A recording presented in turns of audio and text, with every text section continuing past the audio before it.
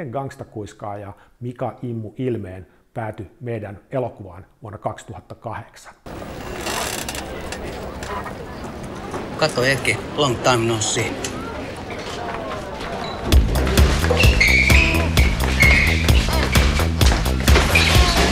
No, tää oli aika hauska juttu. Mä olin kirjoittanut käsikseen tällaisen bodari-porukan, jotka oli niinku salihousuissa ja hip-bageissa sitten piinasta tätä meidän päähenkilöä, mutta me oli helvetin vaikeaa löytää tällaisia bodareita, jotka oli oikeasti pelottavan näköisiä, ja meidän casting-henkilö ei millään niinku löytänyt niitä. Kunnes me saatiin sitten vinkki, että tuolta Arabiasta yhdeltä tällaiselta painisalilta, niin sieltä löytyisi tällainen sopivan näköinen tyyppi. Vekku, tuo se uusi jopo sieltä.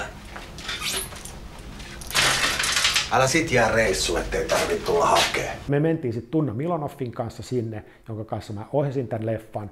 Ja helvetti, sieltähän löytyi ihan mahtavan näköinen tyyppi, sillä kukkakaalikorvat ja ihan niin kuin mahtava sellainen niin kuin luukki ja näin. Ja sitten me tehtiin tämä leffa ja sitten mä en muista kauan siitä meni myöhemmin, niin sitten tuli tieto, että Immu oli oikeassa elämässä sitten narahtanut jostain tällaisesta isosta kuprusta ja sitten oikeasti mennyt lusimaan. Me oltiin aina siinä uskossa, että tämä oli tällainen niin kuin kamppailulaji kaveri ja tällä lailla, mutta totuus oli sitten fiktiota ihmeellisempää.